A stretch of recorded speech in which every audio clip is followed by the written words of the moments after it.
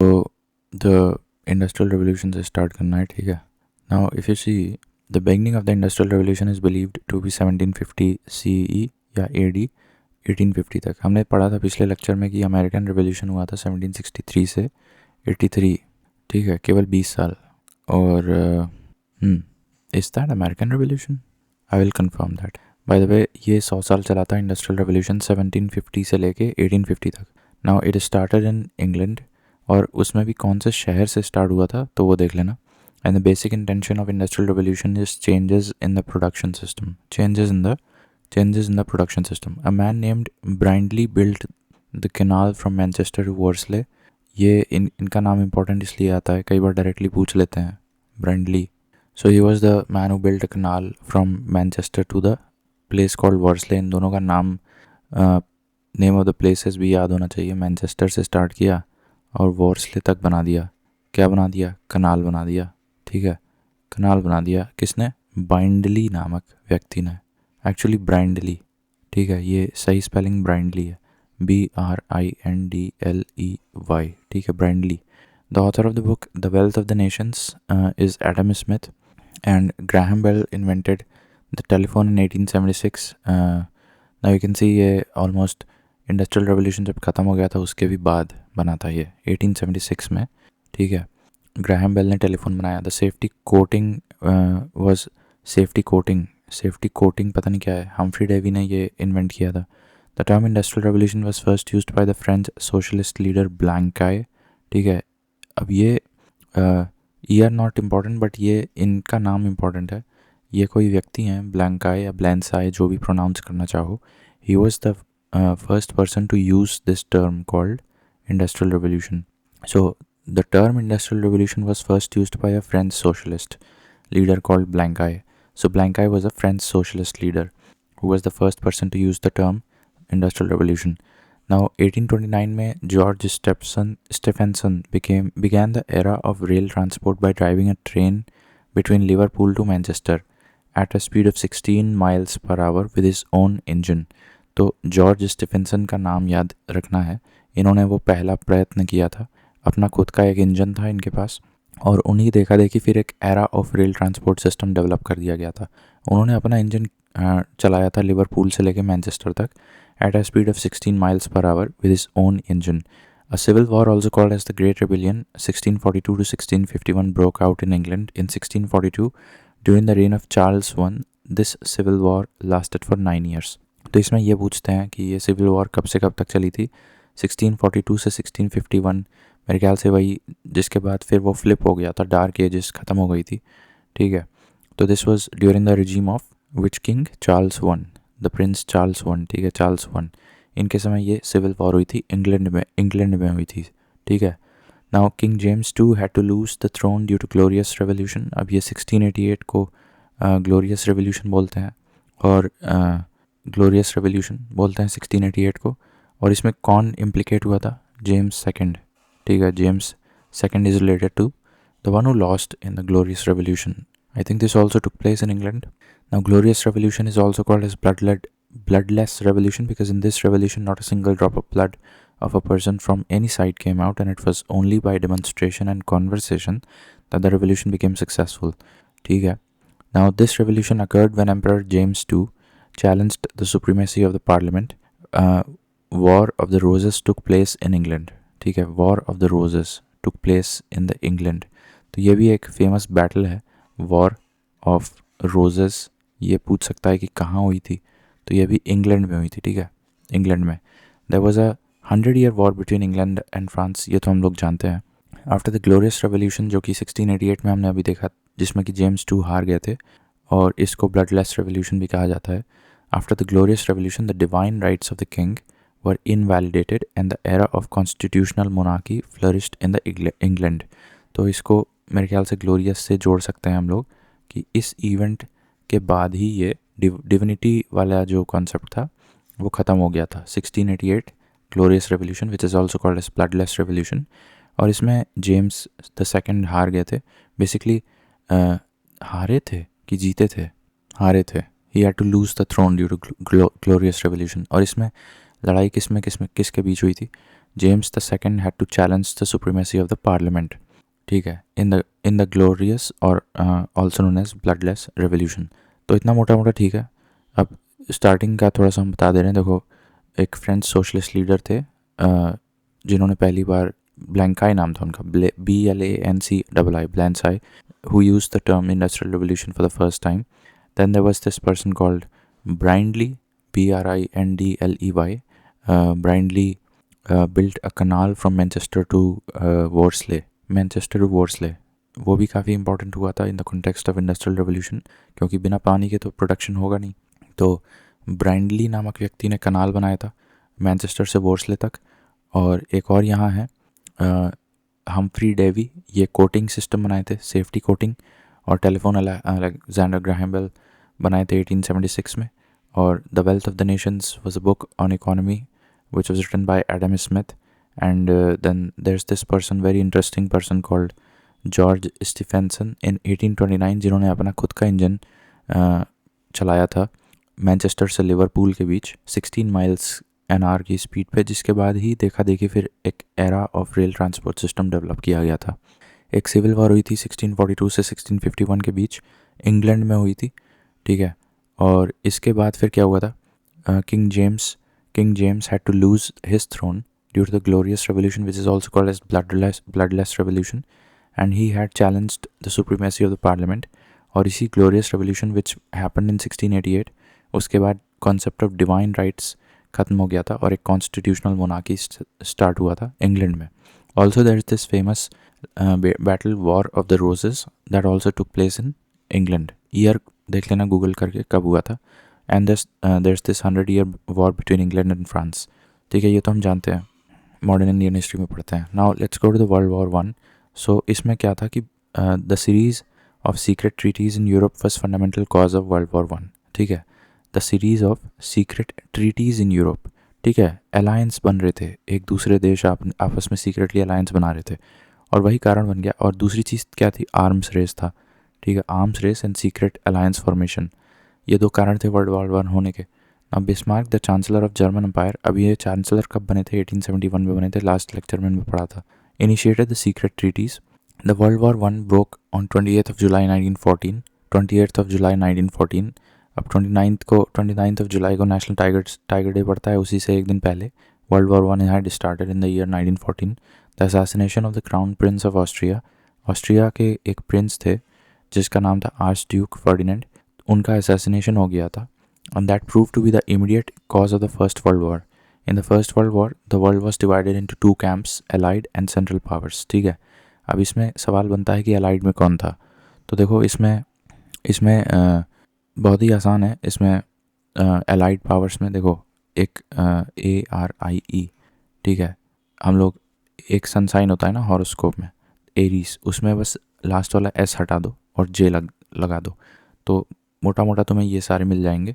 Basically A से America है, R से रशिया है, और I से इटली है, और E से इंग्लैंड है, और J से जापान है, ठीक है। बच गया सिर्फ फ्रांस, तो उसको भी इन्हीं के साथ याद रख लेना। तो ये सारे हो गए अलाइड नेशंस। और सेंट्रल नेशंस में तुम्हारे मोस्ट ऑफ द नेशंस देख रहे हो जिनके एंड में वाई आ रहा है, तो the nations which end in Y, जैसे कि जर्मनी है, ठीक है, ये अलाइड में, ये सेंट्रल में आएगा। फिर क्या है, टर्की है, ठीक है, फिर हंगरी है, ठीक है, तो देख रहे हो ये, और ऑस्ट्रिया है, जो ये तो मूल कारण बना था। तो जहाँ का आर्च ड्यूक फर्डिनेंड था उन्हीं के साथ हो लिए थे वो सारे देश जिनके एंड में वाई आ रहा है, वो किसके साथ थे, वो उसके साथ थे जहाँ के प्रिंस का असैसिनेशन हुआ था, ठीक है, यानी कि ऑस्ट्रिया के साथ थे ये वाई वाले देश, जर्मनी, तुर्की एंड हंगरी। और वेराज ये जो अलाइड पावर्स थे उसमें हमने क्या पढ़ा था, ARIEZ प्लस फ्रांस, ठीक है।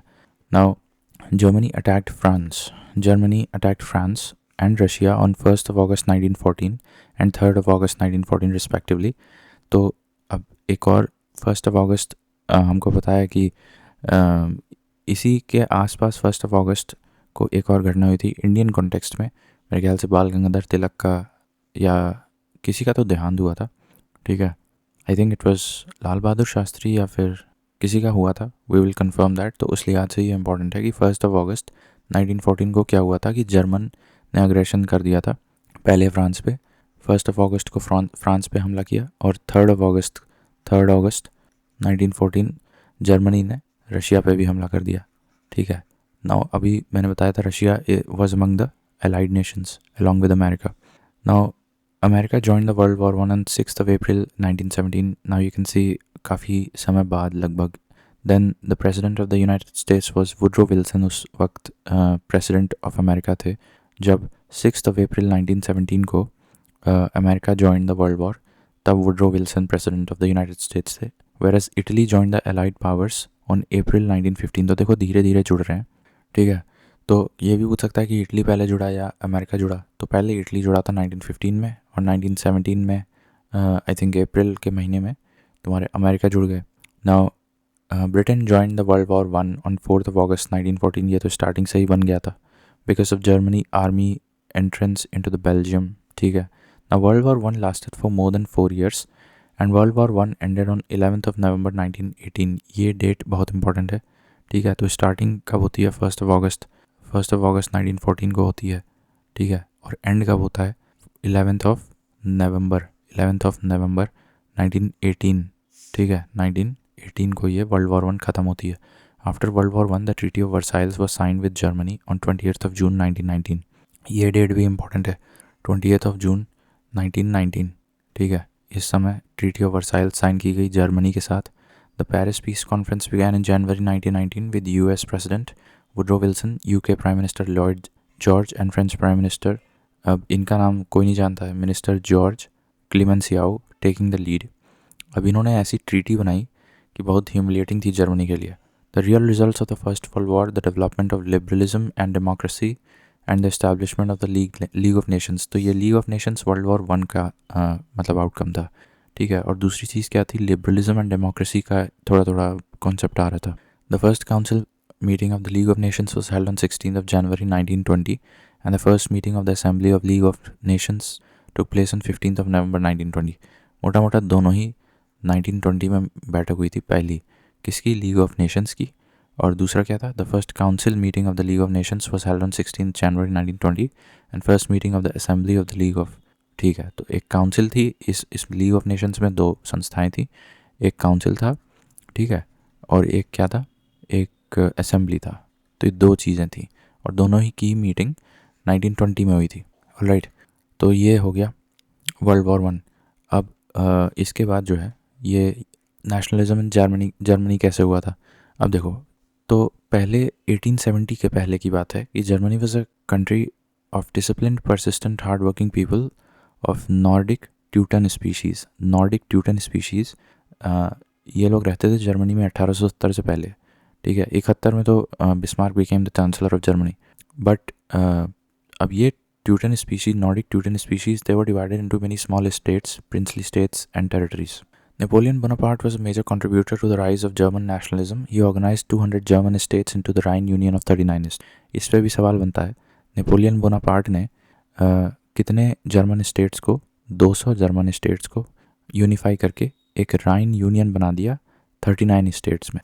तो 200 बिकेम 39 बाय मर्जर, और इसका नाम था जर्मन स्टेट्स और इसका नाम था राइन यूनियन। तो राइन यूनियन जैसा कॉन्सेप्ट कौन लेके आया था? नेपोलियन बोनापार्ट लेके आया था। 200 जर्मन स्टेट्स को 39 राइन यूनियन में कौन किया था? Napoleon Bonaparte. The union parliament of the Rhine union was located in Frankfurt, और साथ ही एक फ्रैंकफर्ट में पार्लियामेंट भी बना दिया था। राइन यूनियन तो बनाया ही था, पार्लियामेंट ऑफ राइन यूनियन भी बना दिया था। वो कहाँ था? फ्रैंकफर्ट में था। Then Hitler was born in Austria on 20th of April 1889। Nazi party rose in Germany under Hitler's leadership. The Nazi party was founded in Munich in 1919 by Anton Drexler। अब ये बहुत इंपॉर्टेंट है, सब लोग जानते हैं कि नाजी पार्टी के फाउंडर कन्फ्यूजन में हिटलर लगा देंगे, but actually the real founder of the Nazi party was Drexler. ठीक है, ड्रेक्सलर नामक कोई व्यक्ति थे, और ये म्यूनिच में 1919 में म्यूनिच में नाजी पार्टी का बेसिकली कॉन्सेप्चुअलाइजेशन हुआ था। म्यूनिच में 1919 में ड्रेक्सलर नामक व्यक्ति, इन 3 फैक्ट्स को बिल्कुल याद रखना, he was the founder of the Nazi Party in Munich in 1919. In 1920, Hitler named it to the Nationalist Socialist German Workers' Party. ठीक है, एक साल बाद nationalist socialist German workers party नाम बदल के कर दिया गया था हिटलर के द्वारा. In 1924, after a failed attempt to control the state of Bavaria, the Nazi Party was temporarily banned and Hitler was jailed. Now, अब इन्होंने कोई एक ब्रवेरिया नामक जगह पे कब्जा करने की कोशिश की थी हिटलर ने 1924 में, जो कि फेल हो गया और परिणाम स्वरूप उनको जेल में बंद कर दिया गया. In March 1933, German Parliament Reichstag passed the Enabling Act, giving Hitler government the power to issue mandates without Parliament's permission. तो ये भी बहुत एनेबलिंग एक्ट जो होता है राइट्सटैग, जो सरकार का नाम था मेरे ख्याल से, उनकी जर्मन पार्लियामेंट के अंदर उनकी सरकार थी. और Reichstag had passed the enabling act of March 1933. So this becomes very important. ठीक है, इससे ड्रैकोनियन पावर्स मिल गई किसको? हिटलर को. Enabling act 1933 was passed in Reichstag. ठीक है, और 1924 में ब्रवेरिया का कैप्चर नहीं कर पाए तो फिर एक साल के लिए जेल भेज दिए. फिर इन जुलाई 1933 the government ordered that only the Nazi party would remain in Germany. After the death of president Hindenburg on 2nd of August 1934, Hitler assumed the title of Führer, the supreme leader, along with Chancellor.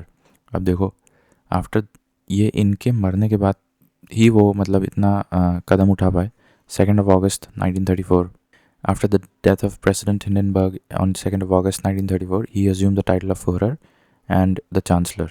ठीक है. Now, Mein Kampf is an autobiography of Adolf Hitler. ठीक है. And Nazism rose in Germany under the leadership of Adolf Hitler in the third decade of the 20th century. तो इस पे भी कई बार टेढ़ा मेढ़ा सवाल पूछ लेता है किस डेकेड में किया गया था.